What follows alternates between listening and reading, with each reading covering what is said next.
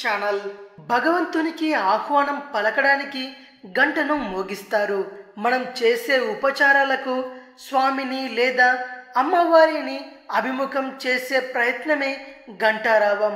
దేవాలయంలోకి ప్రవేశించగానే ముందు ఘంటారావం చేసి భగవంతుణ్ణి దర్శించుకోవడానికి కూడా ఇదే కారణం.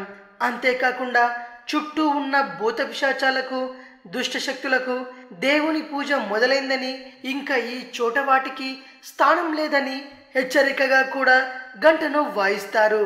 శక్తి కొద్దీ ఆర్భాటంగా ఖరీదైన లోహాలతో చేసిన గంటలను చూస్తుంటాం. కానీ కంచు మ్రోగినట్టు కనకంబు మ్రోగున అన్న నానుడి ఈ విషయంలో వర్తిస్తుంది. భగవంతుడికి కంచు గంట శ్రేష్టం. శివునికైతే నంది గంట, అంటే నంది ఆకారంలో చెక్కబడిన గంట.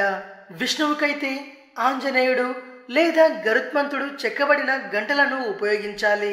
వినాయకుడు శృంగి, శంఖ చక్రాదులు ఇలా రకరకాలైన స్వరూపాలు గల గంటలు అందుబాటులో ఉన్నాయి. రోజువారీగా ఇంట్లో పూజించేటప్పుడు ఈ భేదం పాటించాల్సిన అవసరం లేదు. తెలుసుకున్నారు కదా పూజలో గంట ఎందుకు మోగిస్తారో. ఇది విషయం. మరిన్ని ఇంట్రెస్టింగ్ వీడియోస్ కోసం రీమిక్స్ కింగ్ ఛానల్ని సబ్స్క్రైబ్ చేయండి. మరో వీడియోతో మీ ముందుకు వస్తాను. అంతవరకు సెలవు.